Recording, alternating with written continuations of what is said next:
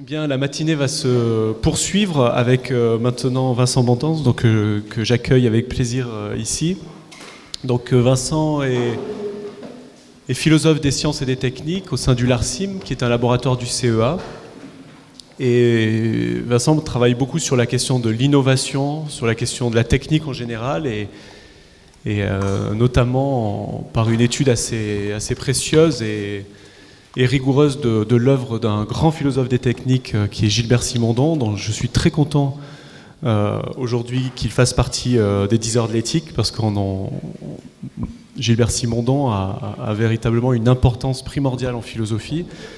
C'est quelqu'un qui précisément a essayé de montrer que la technique peut être autre chose qu'une source d'aliénation, et qu'un des enjeux fondamentaux de notre civilisation, c'était de réunir nature, culture et technique, et qu'il n'y avait pas d'opposition véritablement naturelle entre culture et technique, et que c'est l'idée de la culture technique, hein, je pense que peut-être que tu en parleras, doit être quelque chose qui revient au premier plan de nos politiques d'éducation notamment, mais pas seulement. Vincent a notamment coordonné un ouvrage, Gilbert Simondon et l'invention du futur, hein, qui sont les actes d'un colloque qui a eu lieu à Cerisy, et qui est une source importante pour la pensée en philosophie de la technique, que je vous invite à lire également. Vincent, je te laisse la parole pour une conférence sur l'éthique de la technique chez Gilbert Simondon. Bien, je te remercie, je vous remercie tous d'être là, je remercie Emmanuel et l'équipe de l'espace éthique de m'avoir invité. Et quand il y a quelque chose, j'ai préparé un article pour le futur numéro, le numéro 5 de la revue française d'éthique appliquée, où j'essaye de poser la question, est-ce que Simondon est encore utile pour parler des nouvelles technologies qui arrivent dans notre société? Et ce n'est pas ce thème que je vais choisir, parce que aujourd'hui, je me dis, de toute façon, a priori, c'est peut-être la première fois que vous entendez parler de Gilbert Simondon. Donc, c'est quelqu'un qui a écrit un livre en 1958 qui s'appelle « Du mode d'existence des objets techniques » et qui a eu un certain retentissement à l'époque, et qui a donc une réputation depuis cette date de philosophe de la technique. Et c'est pas toujours évident de se dire, de le considérer comme un penseur éthique ou un penseur de l'éthique. Moi-même, quand j'ai commencé à étudier ce philosophe, c'est pas du tout quelque chose qui me frappait. D'ailleurs, ça remonte à un peu plus d'une vingtaine d'années. L'éthique n'était pas au centre des préoccupations philosophiques, et le fait même que nous nous retrouvons aujourd'hui, avec des interventions d'une si grande qualité et autant d'attention portée au thème éthique, démontre qu'il s'est passé quelque chose dans la société depuis 30 ans. Voilà. Il y a quelque chose en rapport avec la prise de conscience des citoyens, le développement des sciences et des techniques, qui fait que de nos jours, l'éthique est devenue un carrefour et un sujet de réflexion vraiment très attractif. Et du coup, quand autrefois on me posait, parce que ça c'est arrivé, on m'a posé la question, qu'est-ce qu'il y aurait comme éthique chez Simondon? J'étais pris au dépourvu. Et pourtant, ce que je vais essayer de vous démontrer, de vous présenter assez rapidement, c'est qu'il y a un intérêt à mobiliser la pensée de ce philosophe des techniques pour penser les enjeux éthiques de notre temps. Alors, il y avait quand même un ou deux indices qui montraient que Simondon n'était pas étranger aux réflexions éthiques. C'est que, par exemple, les derniers articles qu'il avait écrits et publiés de son vivant, notamment un article en 1983 s'intitule « 3 perspectives sur l'éthique des techniques ». Donc, voilà, on avait quand même la démonstration, et je vais y venir, qu'il avait amené explicitement ce questionnement et que ça constituait, pour ainsi dire, une sorte de testament philosophique. S'il fallait garder quelque chose de son œuvre, à la fin, il parlait de ça. La deuxième chose, c'est que durant toute sa trajectoire, durant toutes ses publications, il a été fidèle à une maxime qu'il tirait d'une pièce de théâtre latin, qui est de Terence. Et cette maxime, c'est une maxime profondément humaniste, c'est « rien de ce qui est humain ne m'est étranger ». Et Simondon, donc, a été constamment guidé par cet engagement fondamental qui était de réintégrer dans la culture, notamment l'objet technique, pas que, mais l'objet technique prioritairement, pour faire découvrir, je veux dire, à tous, quelle réalité profondément humaine se trouve dans la machine, dans la technique. Et puis enfin, en fait, il fallait beaucoup d'aveuglement, et c'était mon cas, pour ne pas voir que c'était un questionnement éthique qui le guidait depuis le départ, parce que si on ouvre son livre du mode d'existence des objets techniques, à la première page, en bas du premier paragraphe, ça se termine par une phrase extrêmement surprenante et qui doit nous amener à un questionnement éthique. Il dit donc que la philosophie a pour tâche, à son époque, de réhabiliter la valeur culturelle de l'objet technique, et il ajoute « Et cette tâche est analogue à celle qui fut celle des humanistes pour la lutte contre l'esclavage ».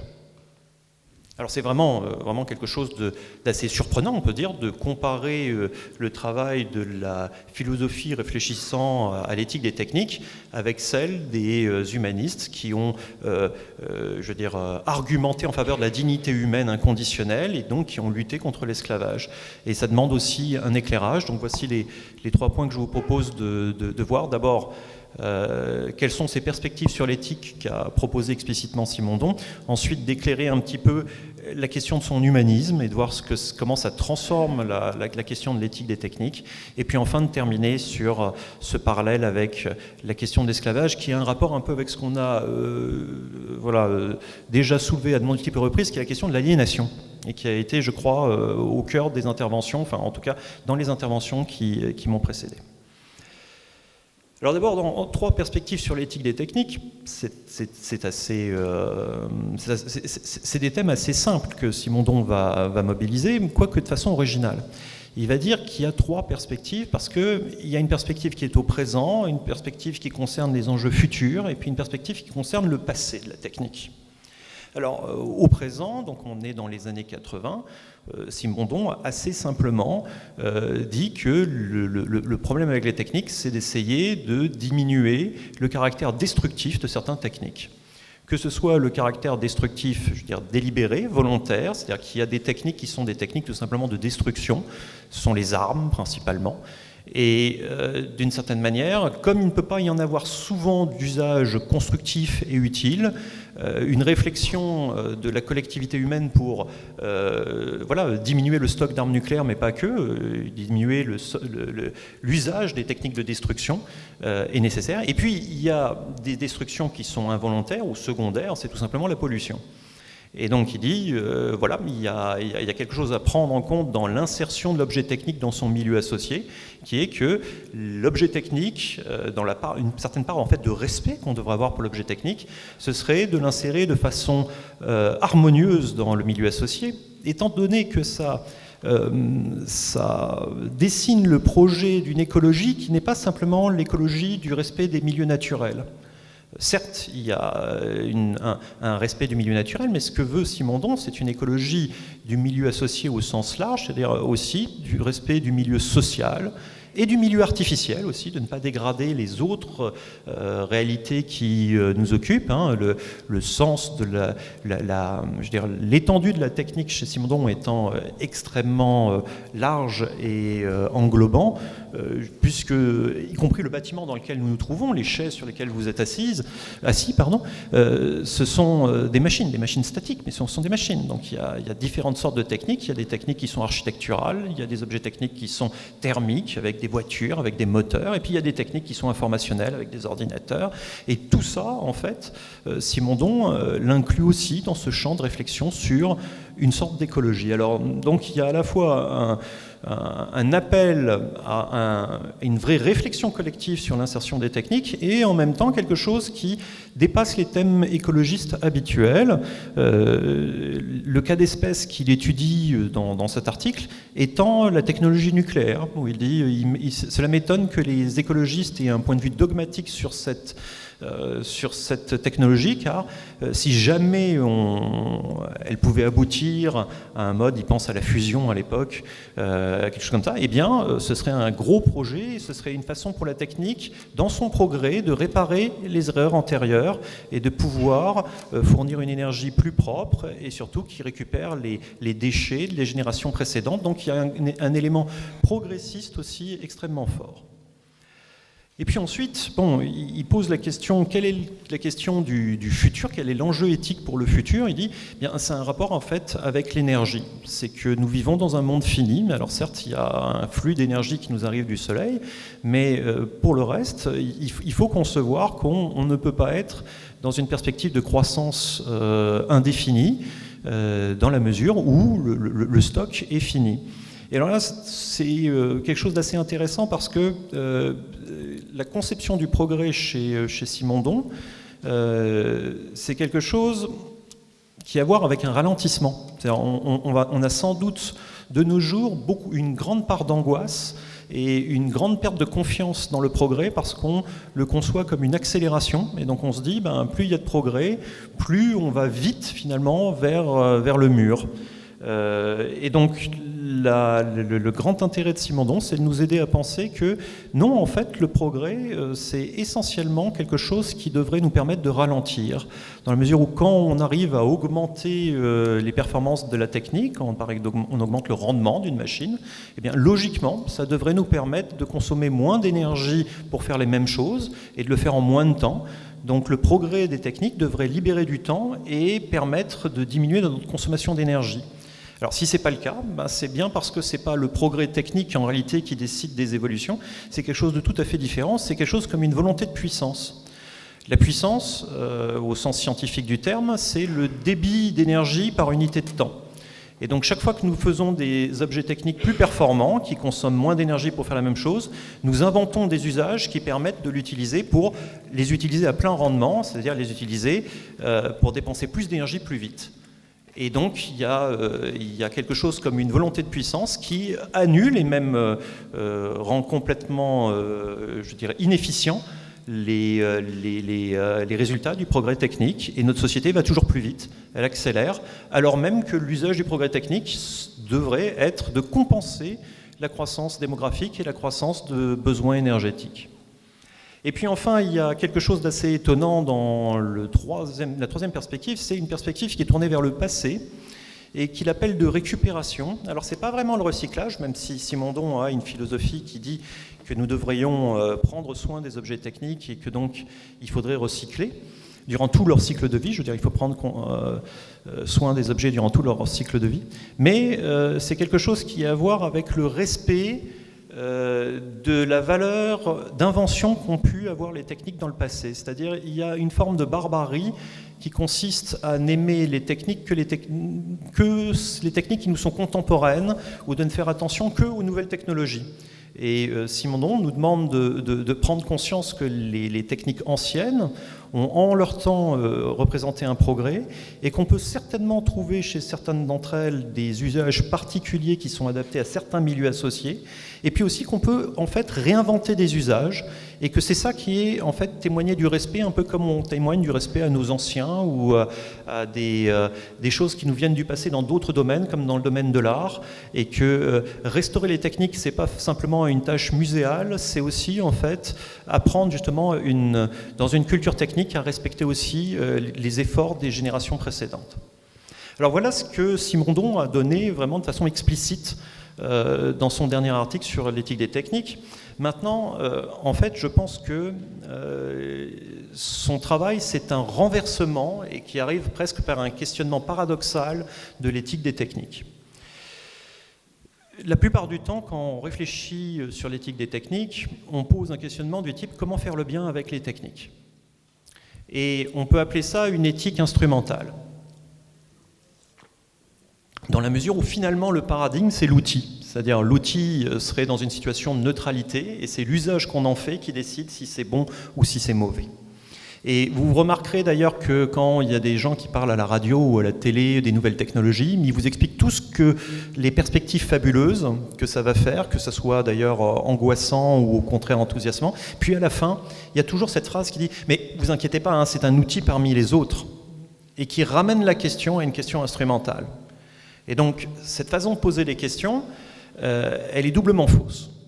Elle est fausse, d'une part parce que ça fait bien longtemps, et notamment des nouveaux objets qui arrivent, que ce ne sont plus des outils, ce ne sont plus des prothèses, ce ne sont plus des choses qui prolongent l'action de notre corps. Ce sont des dispositifs qui possèdent une certaine autonomie et par conséquent qui ne vont pas se mettre sous la coupe d'une régulation aussi simple que de prolonger nos intentions. Les techniques ont un fonctionnement. Et donc, de la même façon, elles vont diffuser une action, elles vont diffuser aussi des valeurs, elles vont communiquer.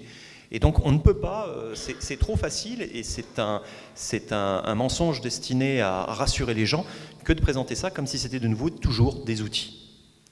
La deuxième chose, c'est que ça présente la technique comme si c'était une chose extérieure à l'humanité. Hein, comme si finalement il y avait d'une part la nature, l'essence de l'homme, et puis de l'autre côté, face à elle, extérieure à elle, les réalités techniques.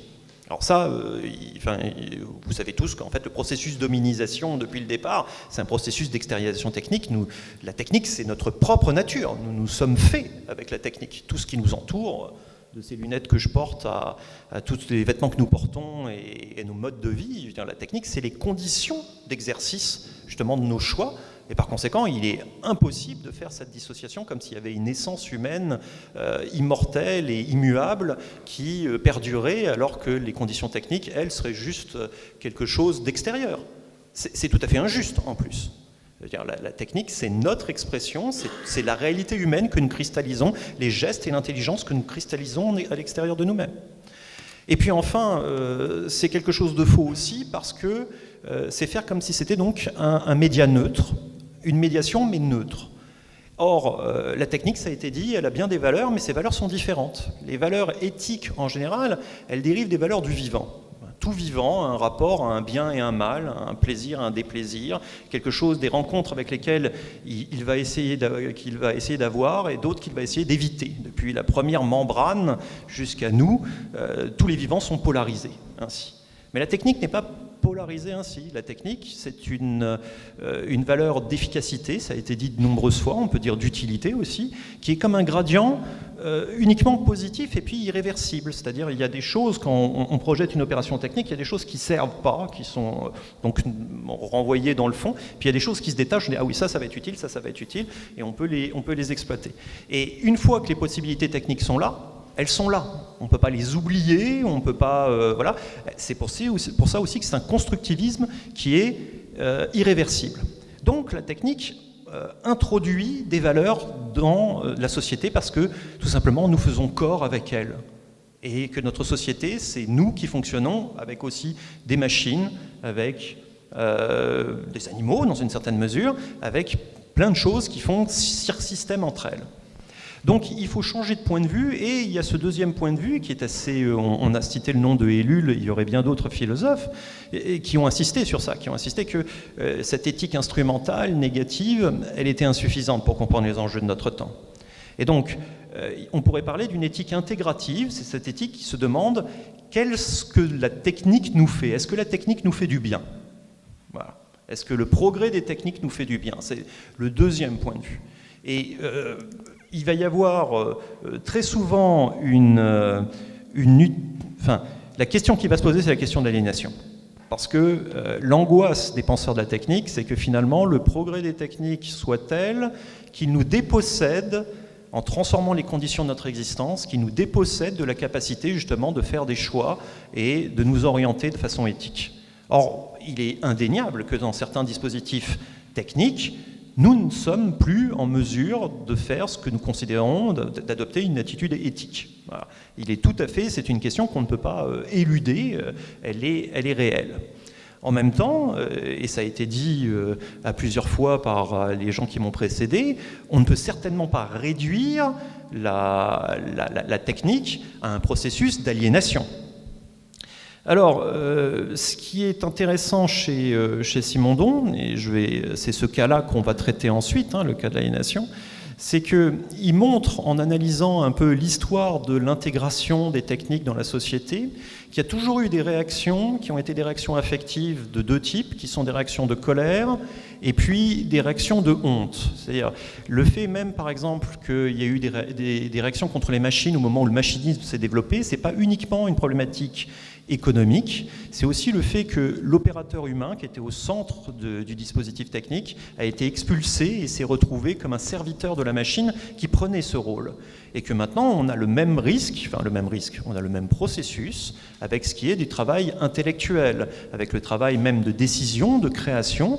Nous voyons maintenant des robots, des intelligences artificielles qui passent au centre de l'action technique, de l'opération technique, et les humains rejetés à la périphérie. Et dans ces cas-là, les deux modes de réaction affective qui sont prédominants, c'est d'une part la colère d'avoir été expulsé, et d'autre part la honte, ce que Günther Anders appelait la honte prométhéenne, c'est-à-dire le fait de se dire « mais ça veut dire que je suis inférieur à la machine ». Et donc, il y a tout un travail de Simondon qui est pour essayer de désanthropomorphiser ce problème et d'arriver que les gens comprennent que le nouveau rôle que l'homme doit occuper, c'est pas un rôle dans la rivalité avec la machine, c'est un rôle comme un chef d'orchestre avec des musiciens. C'est-à-dire qu'il y a quelque chose à inventer qui est un rôle d'organisateur et de planificateur de l'action de la société, dans laquelle les machines auront toujours de plus en plus de place, mais où la position de l'être humain peut être, dans une exhaustion qui n'est pas forcément celle d'un seul être humain, ça peut être une délibération collective, et je vais y venir. Enfin, quand on arrive à ce niveau-là de questionnement, qu'on réalise que la machine est quelque chose qui finalement introduit, qui constitue une ouverture de nouvelles valeurs dans la société, et pas simplement un risque d'aliénation, eh bien, il faut poser une question qui va vous paraître très bizarre, mais qui est la question de Simondon, qui est « qu'est-ce que nous faisons aux machines ?» Il faut concevoir qu'il n'y a pas simplement, la relation n'est pas dans un seul sens, c'est pas simplement la technique qui nous aliène ou qui nous propose de nouveaux standards, qui nous libèrent de certains efforts, de certaines actions. C'est aussi nous qui avons une conduite envers les techniques. Or, cette question, on l'adresse très peu.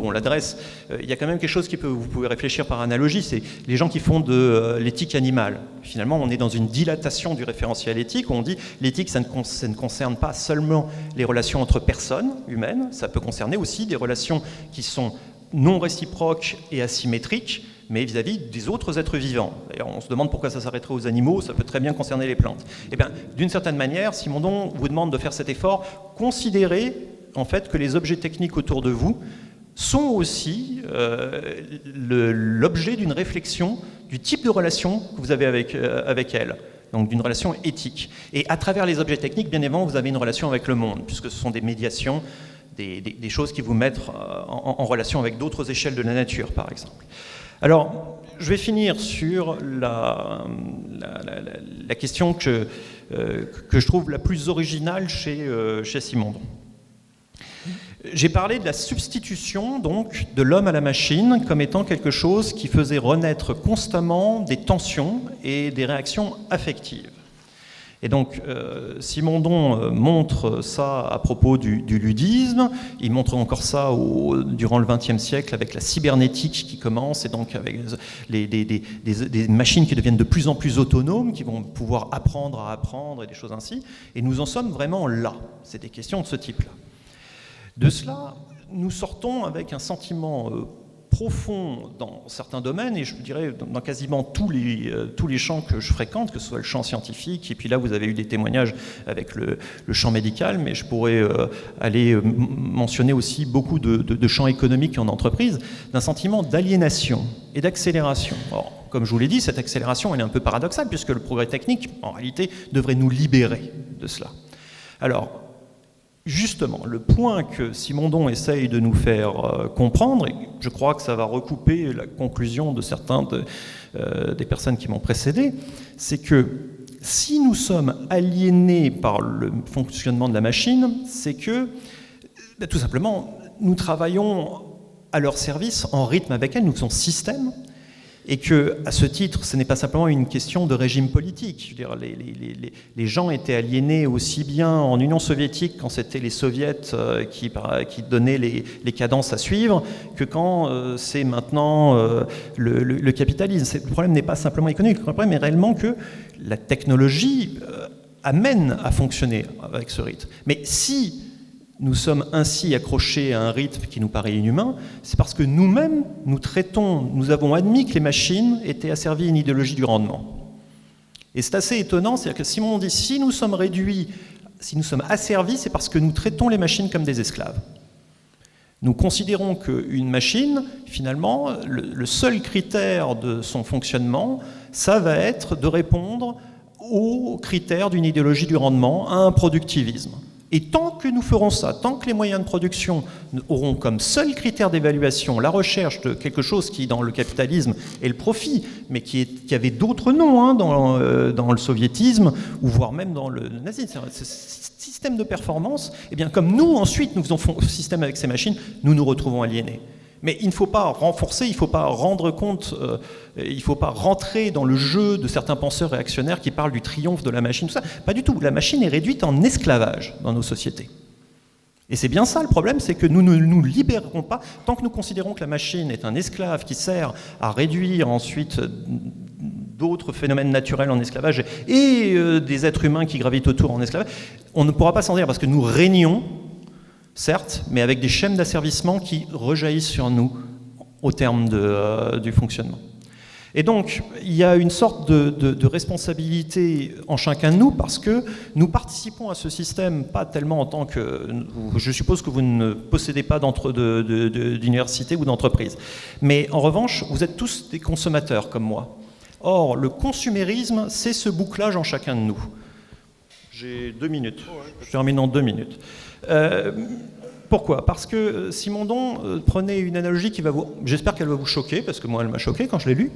Mais il utilise une petite phrase qu'on trouve dans les pages roses des dictionnaires, qui est une maxime latine, c'est sardi venales. Les sardes sont à vendre. D'où ça vient ? Ça vient que... après la conquête de la Sicile, un général qui s'appelait Gracchus a ramené énormément d'esclaves. C'était des prisonniers de guerre. Et donc il a commencé à les vendre sur le marché. Puis au bout d'un moment, il y avait moins de demandes, donc il a commencé à les brader. Puis à un moment donné, il en était à 3 esclaves pour le prix d'un. Ils sont beaux mes esclaves, puis plus personne n'en voulait. J'en suis venu le voir en disant c'est pas la peine. Voilà. Gracchus, il ne pouvait pas les emmener, ces esclaves. Il n'en avait pas besoin sur ses terres. 2, il ne pouvait pas les libérer, c'était des prisonniers de guerre. Donc qu'est-ce qu'il fait ? Il achète avec le bénéfice qu'il a déjà tous les bassins où il y a des lamproies et des anguilles, parce que les Romains étaient friands des sauces à base de lamproies et d'anguilles. Et puis il amène ses prisonniers devant les bassins, il les fait égorger, il les fait découper en morceaux, il les donne à manger aux lamproies et aux anguilles, et il vend les lamproies et les anguilles engraissées à la chair humaine, voilà, et il les vend bien. Et donc il a recyclé. Voilà. Or, c'est ce que nous faisons, et ne vous méprenez pas, c'est une analogie, pas un amalgame, d'accord ? Une analogie, c'est une égalité entre les relations. Je ne suis pas en train de dire que les machines sont des êtres humains, ni même des anguilles, rien à voir.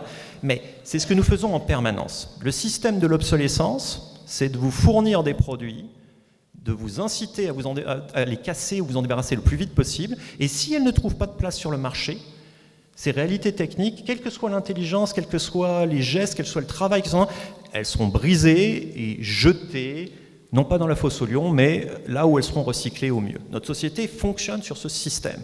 Il fait de chacun de nous, non pas quelqu'un qui est libre, contrairement à ce qu'on vous dit, vous êtes libre de consommer, libre de changer votre abonnement. Cette liberté, c'est de la foutaise, dans la mesure où la liberté irait avec la responsabilité. Or, on vous déresponsabilise. On ne vous dit pas que vous êtes responsable de l'objet que vous avez adopté. Vous devriez en prendre soin. Vous devriez être obligé de le recycler à la fin. Non, rien de tout ça. On vous incite à vous conduire comme un despote, c'est-à-dire avoir droit de vie ou de mort sur toutes les réalités techniques qui sont en votre possession. Or, tant que ce cycle de consumérisme sera là, il y a quelque chose de profondément malsain et qui fait que nous participons tous à ce que j'ai décrit, c'est-à-dire l'esclavage généralisé des réalités techniques. Je termine. J'ai dit que les valeurs de la technique n'ont rien à voir avec nos valeurs humaines, a priori, qui sont polarisées. Il n'y a pas de bien et de mal pour une machine. Il n'y a même pas de temps, il y a voilà, une machine et quelque chose qui fonctionne. Donc la seule valeur est cette espèce de gradient d'efficacité. Mais nous avons certainement le moyen de construire des valeurs, un bien commun avec la réalité technique. Et c'est ce que chacun d'entre nous s'efforce de faire, si j'en crois aussi, une fois de plus, les gens qui m'ont précédé. Ce bien commun, Simondon l'évoque à la toute fin de son introduction du mode d'existence d'objets techniques. Il dit les machines sont, avec la vie et comme la vie, ce qui résiste au nivellement de la capacité de changer. Ce qui veut dire par là, c'est que la technique et les machines, c'est notre seul allié contre l'entropie. C'est la seule chose qui nous permet d'avoir la chance de vivre en tant qu'espèce et en tant qu'individu un peu plus longtemps sur cette planète. Il n'y a pas rien d'autre ne vous aidera. Il dirait, vous avez le vivant, et puis après, il y a la technique qui peut permettre d'économiser l'énergie et de fournir à chacun des moyens d'être en bonne santé et peut-être libre, mais ça ne dépend pas de la machine. Hein. Et donc, la machine, c'est notre allié. Ce que nous en faisons actuellement, la façon dont nous détruisons l'environnement, la façon dont nous nous détruisons nous-mêmes, ce n'est pas sa faute, mais en plus, c'est une violence que nous faisons contre la nature même de la technique. Et donc, c'est pour ça que, quand Simondon argumentait en faveur d'une réhabilitation culturelle de la technique et des machines, vous voyez, en fait, c'était bien justifier l'analogie qu'il faisait avec la tâche des humanistes. C'était pour nous inciter à comprendre que notre destin repose dans cette émergence d'une culture technique qui est fondamentalement un engagement éthique. Je vous remercie.